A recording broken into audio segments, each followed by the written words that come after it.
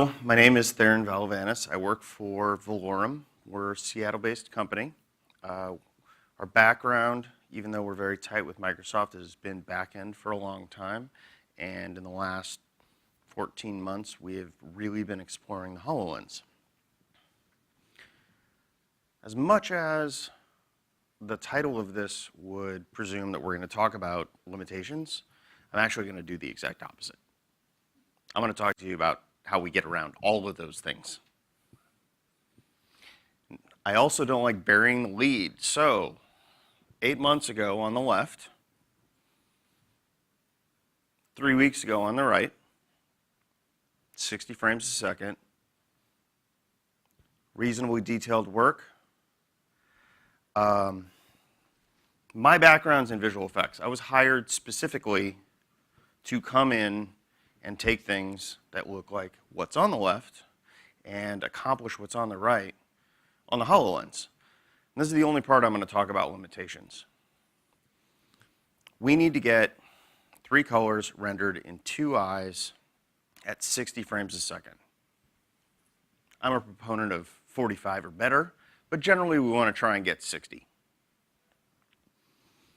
To accomplish this, we went kind of an unconventional route. The same artist produced both of these models. One of 2 things happened. Either he became more significantly advanced within that 8-month period, or we got better at servicing the artist and letting him really accomplish what he wanted on the HoloLens itself.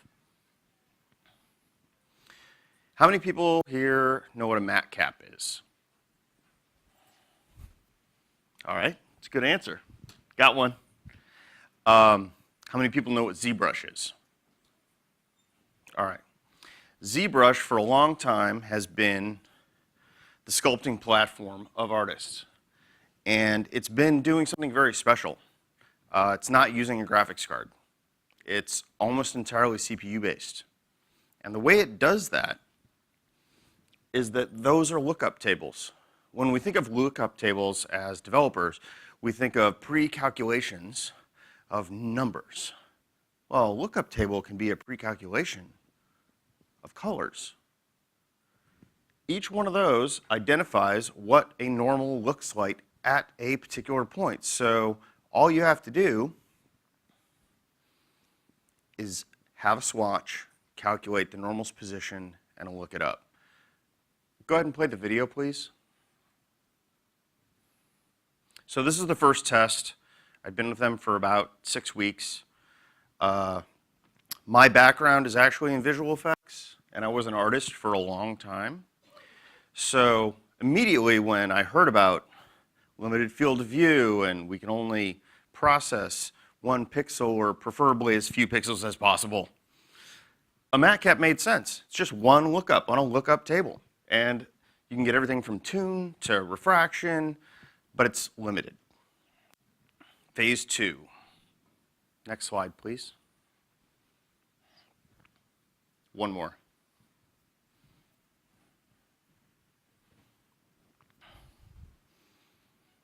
In the last 5 years, physically based rendering, or PBR, has become the standard in video games, in film, and it became so for a very particular reason. Artists only have to choose 3 things. Is something metal or not? How rough is it? And what color is it? That actually, for everything that you're going to see in a given day, describes 99% of it. Second, most of the stuff that you see in game engines uses lights that are calculated with equations for Phong and Blinn and how we're going to accomplish the fall off of that goal. And mathematically, it's not trivial. We can do that on an Xbox. We can't do that on the HoloLens. Image-based lighting is the same premise as a matte cap. All we do is take the normal of something with a panorama and allow that to light the scene. Roughness, I threw this in just so we could actually see energy conservation. It's a basic premise that an artist doesn't have to deal with. The rougher the surface, the less light's going to hit your actual eye. It seems obvious, but all the movies you've seen before, say 5 or 6 years ago, didn't use this premise. It was all dialed in by hand and shader artists and compositing. So then the next step was, MatCap was only going to get us one shader per object, the whole thing. This is a 4x4 MatCap. The top is specular and the bottom is metallic. This is actually a lookup table. Instead of just choosing one, if we multiply metal or dielectric plus roughness, add a texture, we can get all sorts of properties out of something. And we're still looking at a single lookup. So this has gotten better. Now we're 3 months in. The first tire you saw now has color. It looks like it's lit. There are no lights in the scene. It's just being lit by an environment that is a lookup table. And this is what can be done when something's designed that way. We use Substance Painter in-house. I'm a proponent of it. I'm not connected to them at all. Their physically based rendering pipeline for an artist to design things is, bar none, one of the best. And that image, even when it's moving, is just from a lookup table, a single lookup. So when you start looking into physically based rendering, and that's kind of what this talk is about. I'm not trying to bury any secret knowledge. There's way too much to cover in 25 minutes.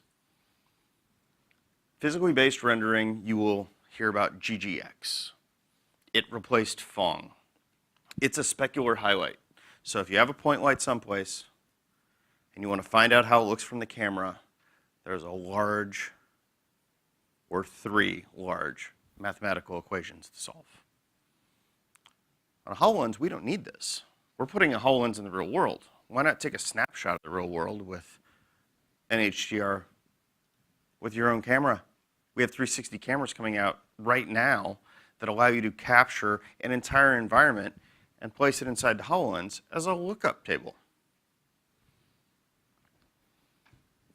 So this is all we have to do, mathematically. And there is no math in this talk. It's the things that we need to recognize. Metal or dielectric. Dielectric, if you're not familiar, just means it's not metal, which is most things. How rough is it? And conserve that energy when we make it more rough. The reason physically based rendering is so special and so obvious after the fact is that it's kind of like the uncanny valley. We all can look at something and recognize that it's not quite right. For a long time, Pixar was doing very cool stuff, and it was very cool because it was animated. It wasn't very cool because it looked real. Limited texture lookups. So first we started with 1 texture lookup. Then we had 2 texture lookups. And I started to realize that some of the things that I was told about the HoloLens, maybe we could start pushing it. In this one, we've got 4. Albedo, it's just the color. The normal, now we're getting normals. Normal mapping on the HoloLens. The fine detail, the cool stuff you want to see. Wrinkles in clothing. Metal, roughness, and ambient occlusion. Well, that's RGB. Those are all black and white. We can put those in 1 texture. And the last one's the environment lookup. Real quickly, I will touch on this. It's something definitely to explore because it's a lot of mathematical fun. RGBM, which is what most HDRs that you'll find, high dynamic range images, are based on. So we have our 3 colors, and then we use the alpha channel as a magnitude. What does that get us? It gets us over 1. If you walk up to something on the HoloLens that maxes out at 1 and it's a specular highlight, like the alien creature I showed you earlier, it just looks like a white smudge. It doesn't bloom, it doesn't do anything you'd expect, and that completely breaks the reality of it.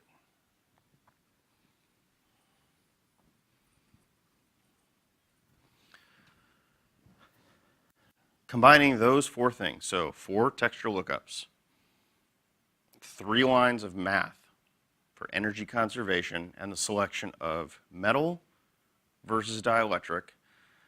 Before we play this video, I want to touch on that real quick because it's not obvious until you've heard it, and then it all makes sense.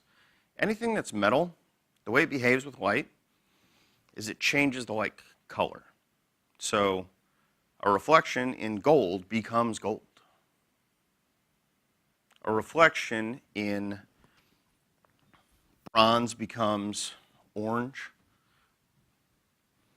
Dielectrics, or non-metals, do something completely different.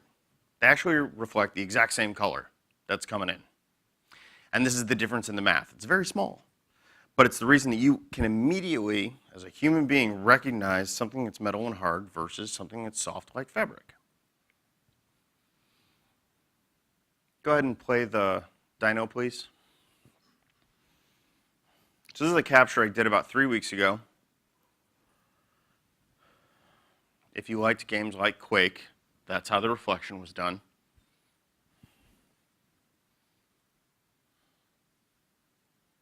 The model itself was only about 4,000 polys.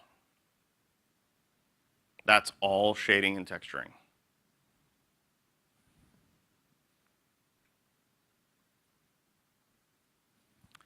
What I read and what I was told in the very beginning was we can push lots of polys. We can't shade anything. If anything else, what I wanted to show today was if you start to think a little unconventionally, like meander the path, we started with matte caps. Simple lookup. We moved on to a metal rough matte cap that takes the exact same textures on a larger lookup table.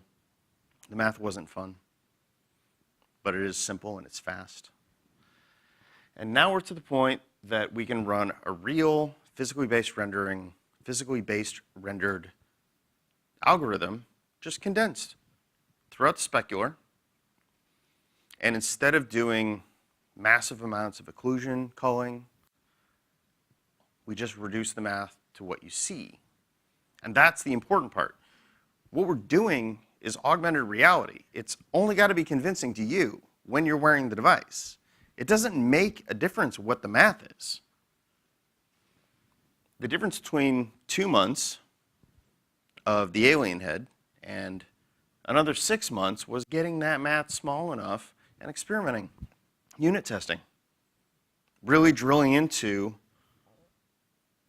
how 2 things look or don't look, how getting exactly what the artist anticipated. Now the one big change, how many here are Unity developers? So are you familiar with this?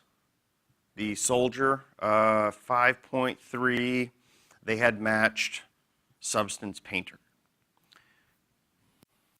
This is not a this is not a Unity shader. This is written from scratch. And it's maybe 1/10 the size of what's in the actual game engine. Go ahead and play the video, please. The big change between the dyno that you saw and this is I added 2 lines of code. The dinosaur was washed out. It was washed out. It looked exactly what the artist painted, but we have that problem of black is invisible, and anything that's fully luminescent looks washed out. All that was added was 2 lines of code, 1 for contrast and 1 for brightness. It's 4 mathematical operations in total. And that way, while we're actually shooting, we can dial these in. This was captured on the device. I'm not going to tell you it runs at 60 frames a second. It does not. It runs at 33.5.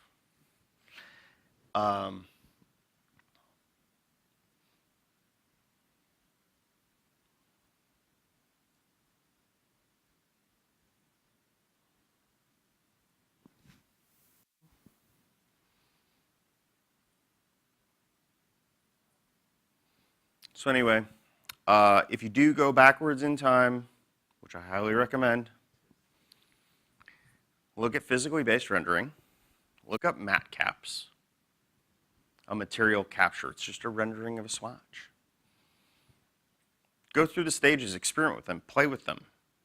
You don't have to have large calculations to get a large result. So thank you all very much.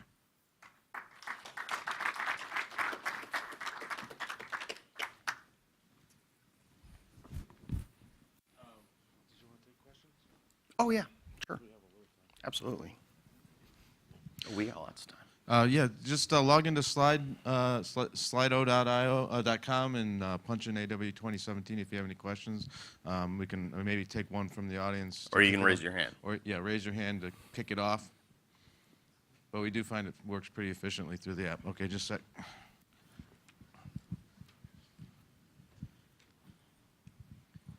Do you ever work with like mechanical CAD models, and what has been your experience in getting them into HoloLens? That was just for you. A bit of a unattainable holy grail is getting CAD models into any 3D program that is not the CAD program. A computer doesn't know what a rivet is. They don't know what a nut or a bolt is. And to be honest, every time we have to do a proof of concept that involves a CAD model, we have an artist that spends weeks cleaning it up and getting it ready. With something organic, like some of the stuff that I was showing earlier, a manifold, where essentially there's no holes, we can algorithmically determine what a normal is, what's in, what's out. Mechanical, engineering, architecture, you've got lots of pieces. It isn't a manifold. There's no way for the computer to really know. There's great stuff that's being done. Microsoft has a new platform that they purchased last year that's finally up and running, but none of them do a great job on straight CAD yet. We need to make much more intelligent software to get that to work. So I'm hoping for AI, because our artist doesn't want to do it anymore.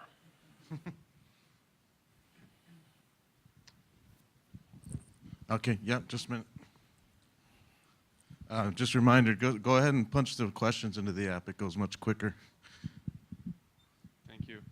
Great presentation. I was curious, you mentioned that you said the HoloLens can actually push quite a bit of polygons. So a lot of us have experienced some frustration with Unity and inconsistent performance. What is the kind of ballpark limit that you've experienced, like with, say, like an unlit shader, where performance starts to degrade, and is there a large difference between, say, what Unity's doing and, say, a native app just naively written in Direct 3D? I mean, because some of us suspect there might be some issues with Unity itself, the implementation on a HoloLens. It seems a little bit unusually performance constrained. Is that really there, or is that just is the device really not capable of going beyond, say, 80,000 vertices per frame, which was what a lot of people see?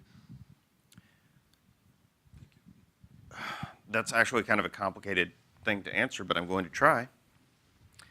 If those 80,000 vertices were part of a single mesh with only one material, probably not much of a problem.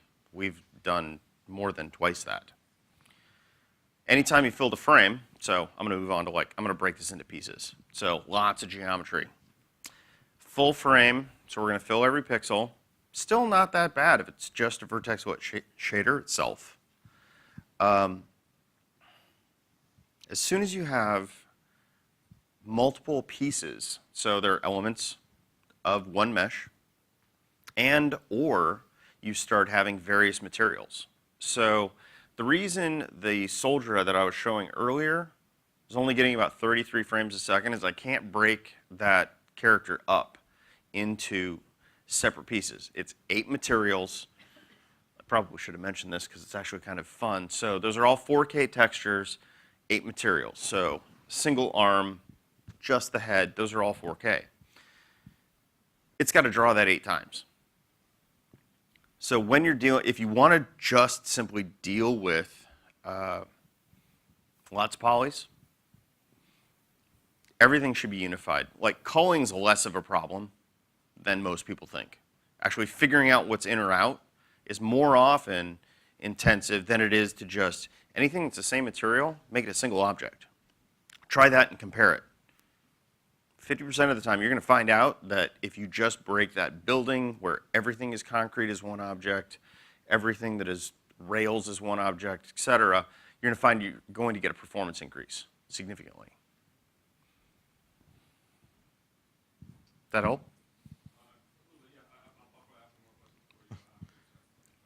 Sure. Okay. It looks like we have a couple questions up on the board now.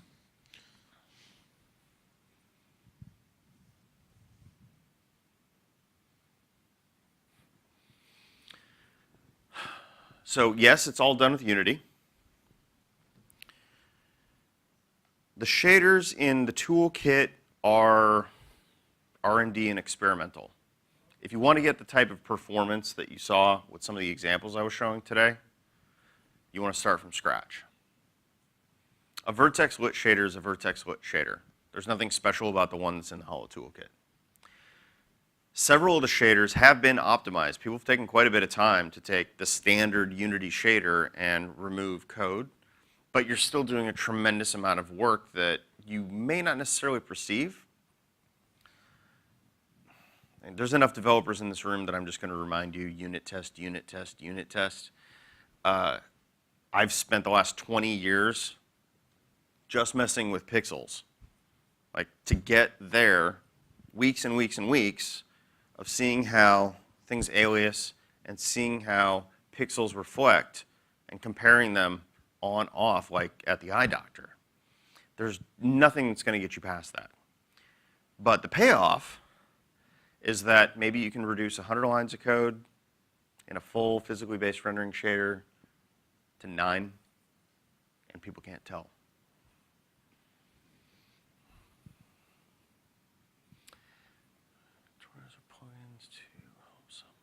Okay, so has Valorem published any step-by-step? Is it possible to get that question back up on the screen? I think the question was, were there any step-by-step tutorials or, there we go, or plugins thanks. or materials or shaders? Plugins help. Okay, so one of our developers is actually active with the Holo toolkit. We haven't actually published anything ourselves. I can ask. I like doing tutorials. I actually do them in-house. I could have spent an hour on each one of these pieces because there's that much to talk about, which is why I really want this to be more inspiring. But I can ask the people that pay me if I can, do a couple of slides on how to do this stuff. All right. Anybody else have any other questions? If not, thank you very much.